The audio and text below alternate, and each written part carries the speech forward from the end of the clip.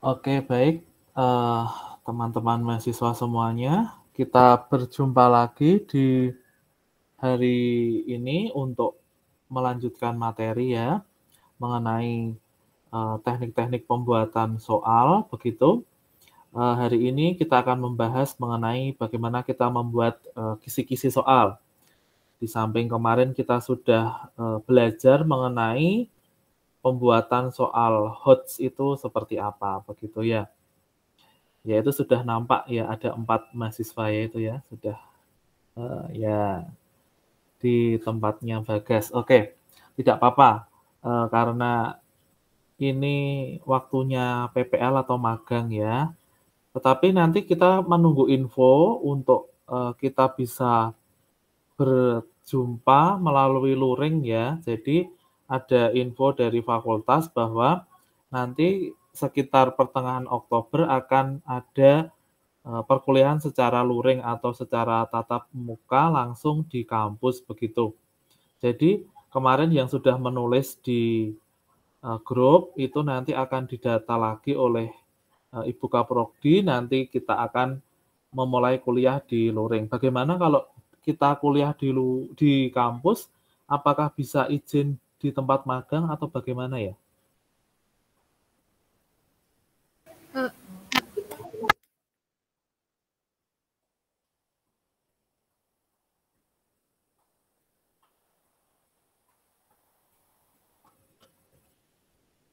Bisa Pak, sudah bilang.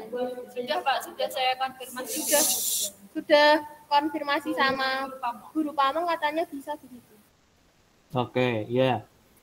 Baik, terima kasih bahwa nanti sekitar kalau nggak salah minggu depan atau minggu depannya lagi kita akan memulai untuk perkuliahan secara langsung ya.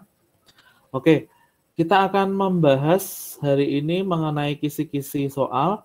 Sebelumnya kita akan berdoa dulu ya. Berdoa, doa pembukaan akan dipimpin oleh teman kita, Oktaviana. Silahkan bisa memimpin kita dalam doa.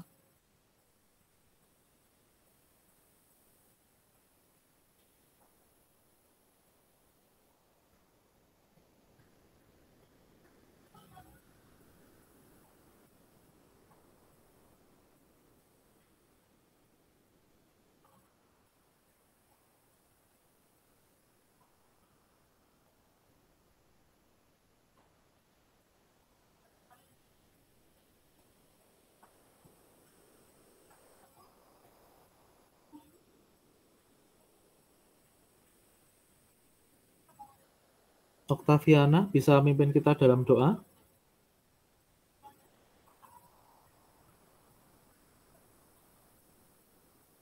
Bisa mendengar suara saya ya?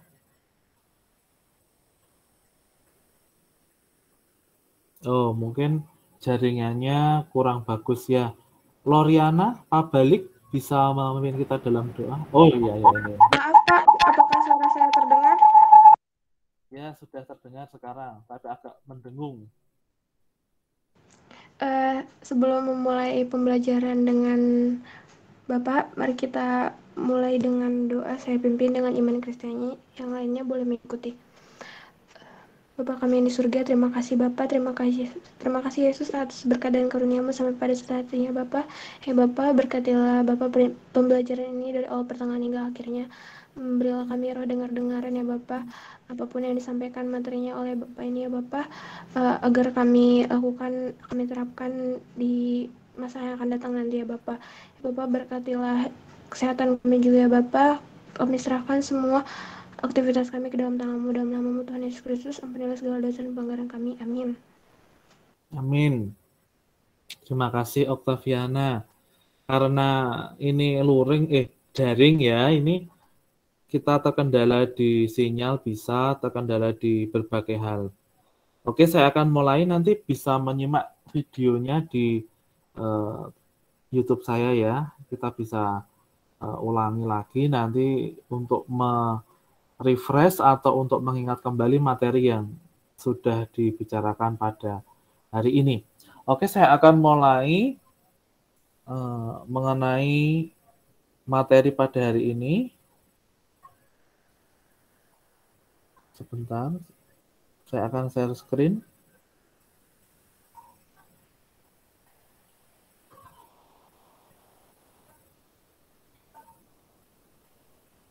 Apakah sudah terlihat?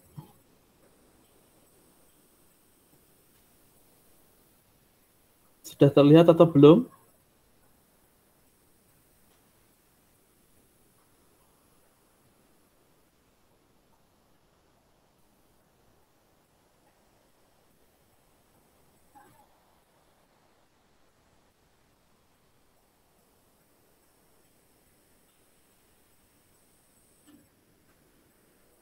Sudah, Pak.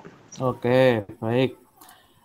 Jadi untuk materi hari ini adalah kita mempelajari mengenai teknik pembuatan kisi-kisi. Kisi-kisi itu apa? Kisi-kisi itu adalah seperti draft sebelum kita membuat soal. Jadi langkah pertama yang harus kita lakukan adalah membuat kisi-kisi. Ya, jadi pengertian kisi-kisi atau dalam bahasa lain adalah test blueprint atau table of specification merupakan deskripsi mengenai ruang lingkup dan isi materi yang akan diujikan dengan tujuan untuk menentukan ruang lingkup dan tekanan tes yang setepat-tepatnya sehingga dapat menjadi petunjuk dalam menulis soal. Adapun wujudnya dalam bentuk format ataupun matriks. Ya, jadi kisi-kisi ini bertujuan untuk soal yang kita buat itu tidak keluar dari materi, begitu ya. Dalam bahasa sederhananya seperti itu. Jika tidak ada kisi-kisi, nanti soal yang akan kita buat, soal yang kita rancang nanti bisa saja keluar dari materi, begitu. Jadi alangkah baiknya, alangkah tepatnya seorang guru atau calon guru harus membuat suatu kisi-kisi soal, begitu. Ya. Selanjutnya, syarat-syarat kisi-kisi yang baik. Yang pertama, mewakili isi kurikulum yang akan diujikan. Yang kedua, komponen-komponennya rinci, jelas, dan mudah dipahami. Ketiga, soal-soalnya dapat dibuat sesuai dengan indikator dan bentuk yang ditetapkan. Jadi syaratnya yang pertama adalah mewakili isi kurikulum yang diujikan atau isi materi yang diujikan. Ya, jadi kalau kurikulumnya atau materinya membahas mengenai norma dalam masyarakat, maka isi dari kisi-kisi juga harus ada istilah norma dalam masyarakat. Komponen-komponennya harus rinci ya, dan jelas, juga mudah dipahami, tidak mengandung bahasa yang ambigu, tidak mengandung bahasa yang sulit dimengerti oleh orang lain, begitu ya. Selanjutnya, soal-soalnya dapat dibuat sesuai dengan indikator dan bentuk yang sudah ditetapkan. Indikatornya itu nanti kita bisa pelajari setelah ini dan bentuk soal yang akan ditetapkan. Contohnya soal pilihan ganda atau soal yang lain. Oke. Jenis perilaku yang dapat diukur kita bisa mengambil dari ranah kognitif yang dikembangkan oleh S. Bloom atau Benjamin S. Bloom. Yang pertama adalah ingatan atau mengingat. Di antaranya menyebutkan, menentukan, menunjukkan, mengingat kembali, dan mendefinisikan. Ini adalah suatu hal atau suatu istilahnya kata kerja yang harus dikuasai oleh guru dalam membuat kisi-kisi. Ini adalah indikator ya. Nah, kata kerja indikator. Ini di level 1 atau ranah kognitif yang pertama itu adalah mengingat, bahwasanya ada beberapa kata kerja di situ, bisa kalian tulis ataupun nanti saya share PPT ini bahan materinya, yaitu ada menyebutkan, menunjukkan, menentukan, mengingat kembali, dan mendefinisikan. Ini termasuk C1 atau taraf kognitif 1, level 1 begitu ya. Selanjutnya yang kedua adalah pemahaman atau memahami. Di sini kata kerjanya ialah ada membedakan, mengubah, memberi contoh, memperkirakan, dan mengambil kesimpulan. Nah, ini beberapa kata kerja di tingkat C2 atau memahami atau pemahaman. Selanjutnya yang kognitif 3 atau C3 itu adalah penerapan, diantaranya menggunakan, menerapkan, aplikasi, dan sebagainya. Yang C4 ini sudah termasuk kategori HOTS atau yang kemarin kita pelajari ya, itu termasuk analisis. Ini termasuk sudah kategori HOTS atau kognitif yang HOTS dalam taraf berpikir tingkat tinggi. Kalau yang ingatan, pemahaman itu termasuk LOTS dan penerapan itu termasuk MOTS atau medium order higher skill ya. Selanjutnya yang analisis di sini termasuk host itu kata kerjanya atau perilaku yang diukur bisa membandingkan, mengklasifikasikan, mengkategorikan, dan menganalisis. Selanjutnya yang termasuk C5 atau HOTS yang kedua itu adalah sintesis atau sintesa. Di sini ada kata menghubungkan, mengembangkan, mengorganisasikan, menyusun. Nah, dan yang terakhir adalah evaluasi. Ini ada menafsirkan, menilai, dan memutuskan. Ini jadi ada beberapa ranah kognitif yang dikembangkan oleh Benjamin S. Bloom mengenai perilaku-perilaku yang dapat diukur dan dapat dimasukkan sebagai indikator dalam pembuatan soal. Selanjutnya, ini menurut Robert Gagne, ada beberapa perilaku. Yang pertama adalah kemampuan intelektual. Nah, ini mengenai pemikiran ya, jadi ada identifikasi, konsep, ada klasifikasi, ada demonstrasi, generalisasi, atau menghasilkan sesuatu. Yang kedua adalah strategi kognitif, adalah menghasilkan suatu pemecahan. Hampir sama dengan yang pertama tadi adalah suatu analisa ya, analisa memecahkan suatu permasalahan. Yang ketiga adalah informasi verbal, menyatakan sesuatu secara oral. Selanjutnya yang keempat adalah keterampilan motoris atau melaksanakan atau menjalankan sesuatu. Selanjutnya yang kelima adalah sikap, yaitu kemampuan untuk memilih sesuatu. Jadi memilih bagaimana yang benar, bagaimana yang sesuai begitu ya. Ya, di sini ada lagi keterampilan berpikir yang dikembangkan oleh Lin dan Groenland. Yang pertama adalah membandingkan. Ini ada satu contoh soal, apa persamaan dan perbedaan antara bla bla bla dan bla bla bla. Ini sering kita temui ya dalam suatu soal, yaitu adalah membandingkan. Bandingkan dua cara berikut. Nah, mana yang paling benar atau mana yang paling sesuai. Contohnya kalau dalam pelajaran PPKN, bandingkan dua demokrasi ini yang sesuai dengan negara Indonesia adalah demokrasi apa? Demokrasi Pancasila atau demokrasi liberal, seperti itu. Ini adalah membandingkan. Yang kedua adalah hubungan sebab akibat. Ya, bisa kita lihat contohnya apa penyebab utama dari bla bla bla bla bla, atau apa akibat yang ditimbulkan setelah terjadinya bla bla bla bla bla dan sebagainya, begitu ya. Selanjutnya ini yang ketiga yaitu memberi alasan, justifying.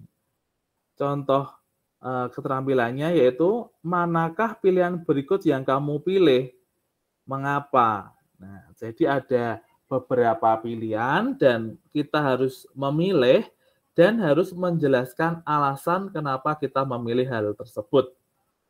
Selanjutnya yang kedua yang memberi alasan, yaitu jelaskan mengapa kamu setuju atau tidak setuju dengan pernyataan bla bla bla bla. Ini adalah memberi alasan.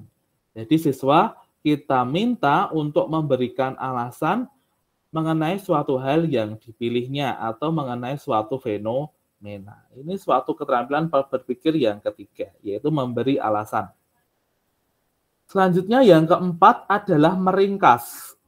Nah, keterampilan ini meringkas, yaitu seperti ringkaslah dengan tepat isi paragraf, atau bisa seperti itu, atau tuliskan pernyataan yang penting yang termasuk bla bla bla bla, atau isi dari kalimat tersebut, atau isi dari inti dari paragraf tersebut seperti apa. Yang kelima yaitu menyimpulkan, yaitu susunlah beberapa kesimpulan yang berasal dari data. Dari kesimpulannya itu apa? Seumpama disajikan suatu data atau suatu gambar, kita dapat menyimpulkan apa yang ada di dalam gambar itu, apa yang pernyataan yang menjelaskan suatu peristiwa apa. Nah, itu bisa kita tanyakan kepada siswa. Yang keenam yaitu berpendapat. Bagaimana berdasarkan hal tersebut dan reaksi apa yang kita harus katakan, begitu ya. Selanjutnya yang ketujuh yaitu mengelompokkan. Kelompokkan hal berikut berdasarkan apa, atau apa yang memiliki, apakah hal tersebut memiliki bla bla bla bla, begitu. Oke, kita lanjutkan yaitu yang ke-8 yaitu menciptakan. Di sini kata kerjanya tuliskan beberapa cara sesuai dengan ide Anda tentang sesuatu, atau lengkapilah cerita berikut tentang apa yang terjadi. Selanjutnya adalah menerapkan. Selesaikan hal berikut dengan menggunakan hal kaidah bla bla bla bla, atau tuliskan dengan menggunakan pedoman yang sudah ditentukan. Dan masih banyak lagi, ada analisis, sintesis, dan evaluasi. Nah, jadi kita sebelum membuat soal itu yang pertama adalah menentukan dari mana kita penyebaran soal ini. Yang pertama ada tabel yang pertama ini kompetensi dasar di kolom yang pertama. KD apa, KD 1.1 atau 1.2 atau 3 berapa ini bisa dimasukkan. Dan materi juga harus ada di dalam kisi-kisi. Selanjutnya jumlah soal tes tulis. Nah, seumpama pilihan ganda contoh di materi norma ini ada 6 soal. Nah, ini bentuknya pilihan ganda.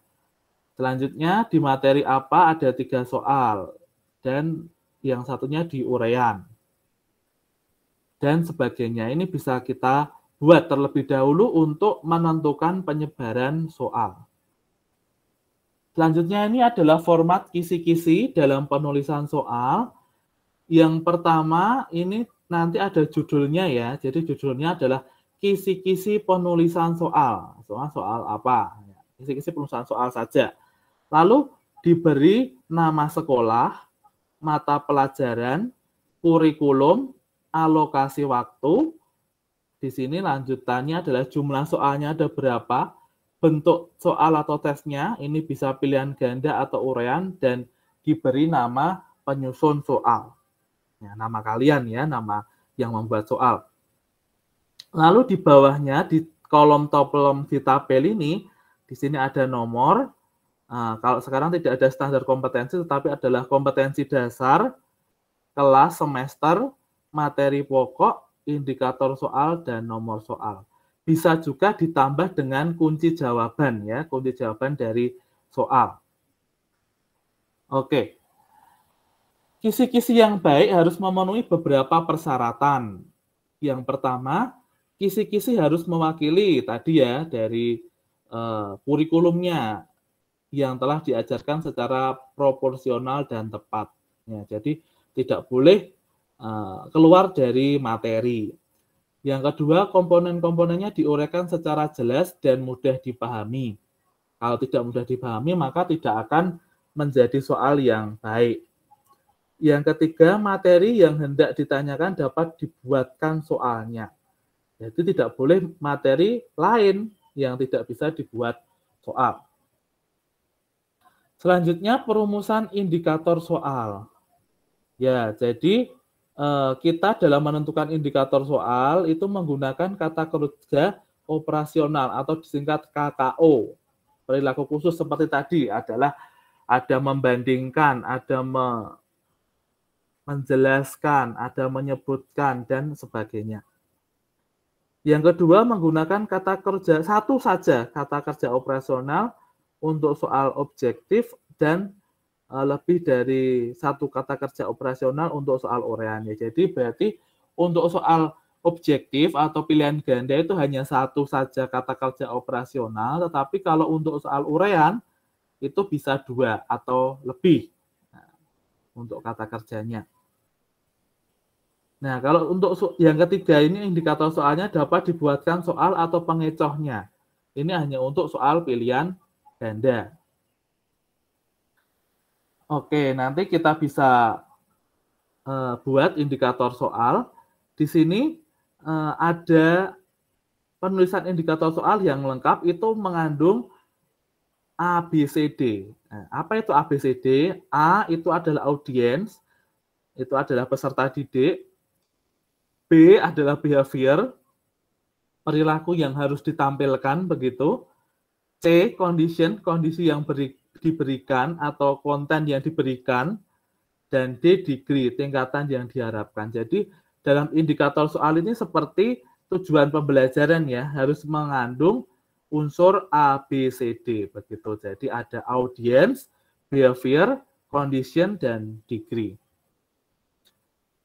Nah, kita contohkan yang pertama ini adalah menempatkan kondisi di awal kalimat. Nah, ini adalah contoh soal bahasa Indonesia, indikatornya. Diperdengarkan sebuah pernyataan pendek dan dengan topik belajar mandiri, peserta didik dapat menentukan dengan tepat pernyataan yang sama artinya. Kalau kita tarik kesimpulan, di sini sudah ada A ya, audiensnya siapa? Yaitu peserta didik. Nah, lalu B, behaviornya. Behaviornya apa? Dapat menentukan. Ya, dapat menentukan. Menentukan apa? Ini kalau C, kondisinya pernyataan yang sama artinya. Degree-nya mana ini? Dengan tepat. Ya. Itu sudah mengandung pernyataan indikator yang baik. Ya, toh? Jadi karena sudah mengandung A, B, C, D, maka ini suatulah indikator yang baik. Nah, selanjutnya ini soalnya tidak usah dibahas ya, karena ini soal bahasa Indonesia. Selanjutnya ini adalah soal matematika. Menempatkan peserta didik dan perilaku yang harus ditampilkan di awal kalimat. Jadi ini indikatornya peserta didik dapat menentukan dengan tepat penulisan tanda baca pada nilai uang. Nah, jadi peserta didik ini adalah A, dapat menentukan itu adalah B, dengan tepat itu adalah degree-nya, dan kondisinya adalah penulisan tanda baca pada nilai uang. Nah, ini adalah suatu indikator soal yang sangat baik, ya toh, karena sudah mengandung 4 pedoman atau mengandung unsur A, B, C, D begitu. Ya, baik, itu materi yang saya sampaikan. Hari ini kita akan belajar mengenai kisi-kisi penulisan soal. Ya, jadi Anda semua saya minta untuk membuat kisi-kisi penulisan soal. Ya, seperti ini yang bisa layar ini, jadi nanti diberi judul kisi-kisi penulisan soal. Ada sekolahnya, bisa sekolah yang tempat magang ataupun yang lain boleh. Terus mata pelajarannya pastinya PPKN, kurikulumnya bisa kurikulum 2013 atau kurikulum yang lain. Alokasi waktunya, alokasi waktu ini yang dimaksud adalah alokasi pengerjaan. Ya, bisa 40 menit atau berapa menit silahkan. Jumlah soalnya tidak usah banyak-banyak. Saya minta hanya 5 saja ya, 5 soal saja ya. Lalu bentuk soalnya silahkan bisa pilihan ganda atau uraian bisa. Tapi saya yang mudah aja ya, saya anjurkan untuk pilihan ganda saja. Lalu diberi nama penyusunnya. Lalu di sini tidak usah diberi standar kompetensi, langsung saja di kompetensi dasar, kelas, materi pokok, indikator soal, nomor soal, dan bisa ditambahkan dengan kunci jawaban begitu. Oke, baik. Demikian yang bisa saya sampaikan. Apakah ada pertanyaan?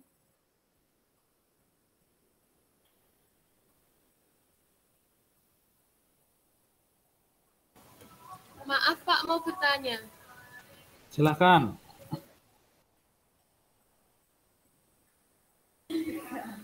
Pak, ini berarti satu orang satu atau satu tempat magang satu, Pak? Satu orang satu, nggih. Satu orang satu.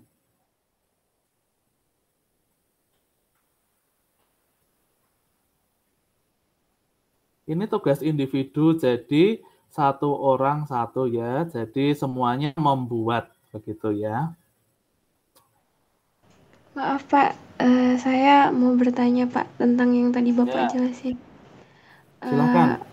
Coba boleh tolong Bapak kasih contoh yang tadi ada, kan tadi contohnya kan soal bahasa Indonesia sama matematika kan Pak? Ya. Ya, boleh satu soal sama PKN gitu Pak, contohnya satu soal aja Pak. Saya kurang memahami soalnya Pak. Oke, baik. Kalian pernah membuat indikator soal mengenai PKN ya? Kemungkinan saat membuat RPP ataupun membuat rancangan pembelajaran begitu, itu yang pertama kita membuat adalah tujuan pembelajarannya. Tujuan pembelajarannya itu pasti mengandung unsur ABCD. Kita ambil satu contoh saja ya. Ini materi tentang norma, yaitu kita buat suatu indikator soalnya. Peserta didik dapat menjelaskan materi norma dalam masyarakat dengan baik. Nah, itu sudah termasuk ABCD. Peserta didik itu termasuk A, sudah termasuk audiensnya ya adalah peserta didik. Nah, dapat menjelaskan itu sudah termasuk behavior, yaitu perilaku dalam yang diminta, yaitu dapat menjelaskan.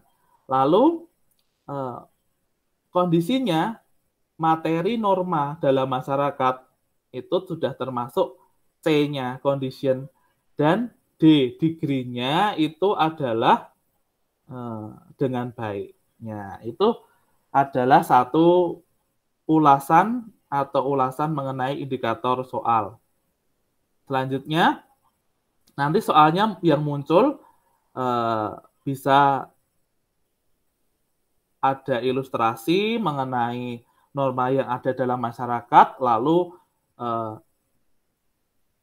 bagaimana atau yang dimunculkan dalam soal itu mengenai hal yang ada, bagaimana pendapat dari peserta didik mengenai hal tersebut. Nah, itu nanti peserta didik dalam jawabannya bisa menuliskan jawaban yang diketahui oleh peserta didik yang bersangkutan begitu. Apakah sudah jelas, Oktaviana? Baik Pak, sudah paham. Terima kasih Pak. Ya. Ada lagi yang mau bertanya?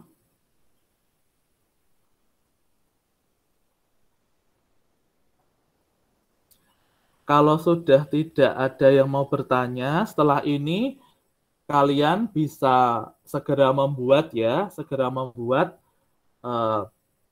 mengenai mengenai kisi-kisi ini. Jadi tadi saya minta ada 5 kisi-kisi dan beserta soalnya ya, bisa nanti ditampilkan. Lalu bisa bekerja sendiri-sendiri.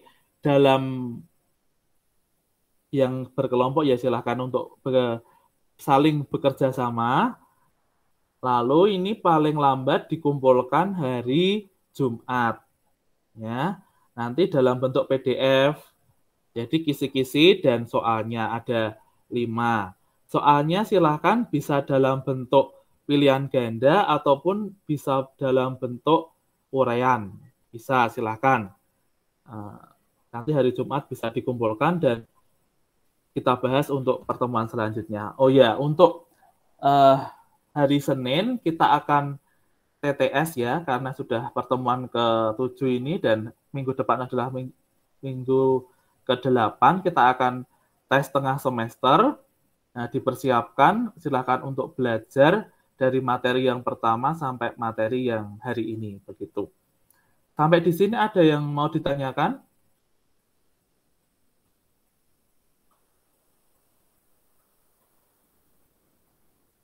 Mengenai TTS dan tugasnya? Oke, nanti pasti ada pertanyaan jikalau pada saat sudah mengerjakan tugas ya. Oke, baik. Saya kira cukup sekian untuk pertemuan hari ini. Saya minta untuk semua open kamera. Kita akan dokumentasikan pertemuan kita pada siang hari ini. Silakan untuk semua open kamera, open video. Ya, Ketsa sudah terlihat. Halo Ketsa. Ya. Oke, Yosia sudah terlihat. Yang lain? Ya, Bagas dan rekan-rekan, Jessica sudah, Rikma sudah. Ya. Loriana, Octaviana, Rizka. Oke, ya sudah. Saya akan ambil gambarnya. Siap-siap. 1, 2, 3.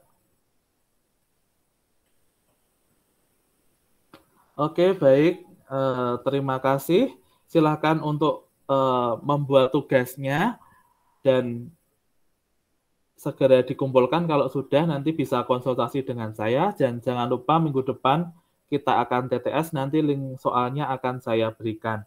Demikian untuk pertemuan hari ini, semoga bermanfaat ya. Saya akhiri, selamat siang dan Tuhan memberkati. Selamat siang, Pak. Selamat siang, Pak. Terima kasih, Pak. Terima kasih, Pak. Ya, jangan lupa isi absen ya. Nggih, Pak.